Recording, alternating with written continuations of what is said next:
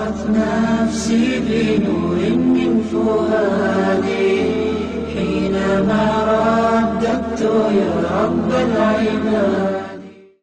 Sampai satu waktu, ada satu pendeta Yahudi masuk Islam di tangan Nabi SAW karena akhlak beliau. Nabi SAW pernah mengambil 20 sak kurma dari pimpinan atau pendeta Yahudi. Satu sak itu sekitar 2,5 kilo, satu genggam. 20 sak diambil Nabi SAW, ya kan, utang dengan orang Yahudi itu. Nabi SAW sebenarnya bisa ngumpulin dari para sahabat. Anak mantunya Uthman orang kaya raya, tapi Nabi SAW mengajarkan kepada kita tidak mau minta-minta sama siapapun. Tapi dia utang dengan orang lain yang jauh yang tidak kenal, gitu kan. Dan Nabi SAW sudah janjian akan bayar pada waktu tertentu. Dan ini juga termasuk pintu bolehnya orang berhutang tapi dengan syarat dia niat untuk membayarnya, gitu kan. Yang terjadi adalah orang Yahudi ini sebelum tiba masa pembayaran datang ke masjid.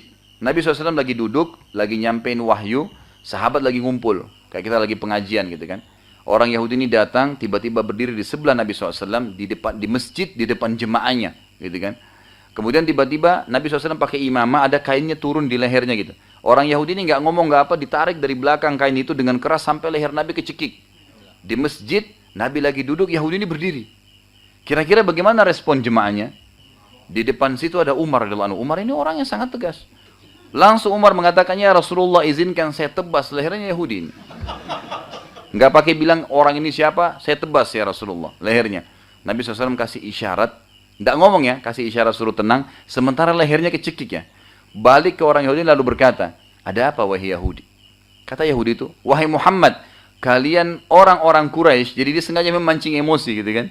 Kalian orang Quraisy tidak pernah wafa. Wafa itu menjalankan tepat waktu gitu kan. Tidak pernah wafa, gitu kan.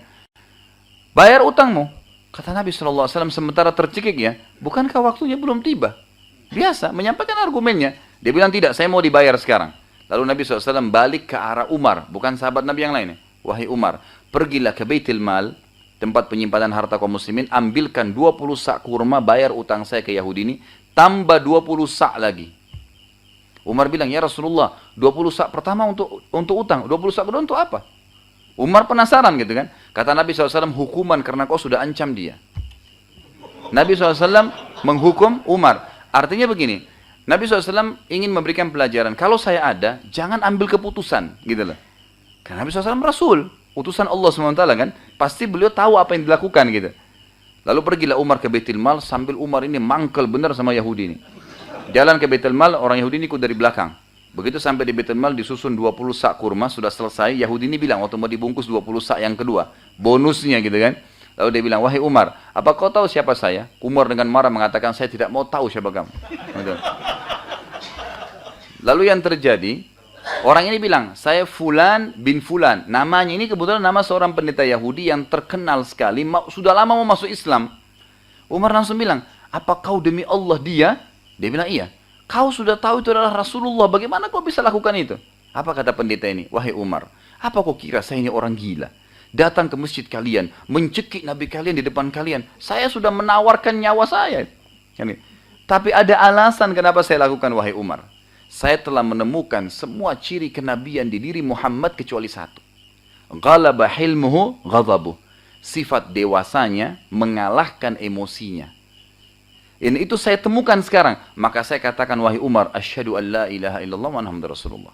Masuk Islam karena akhlak Nabi sallallahu alaihi wasallam.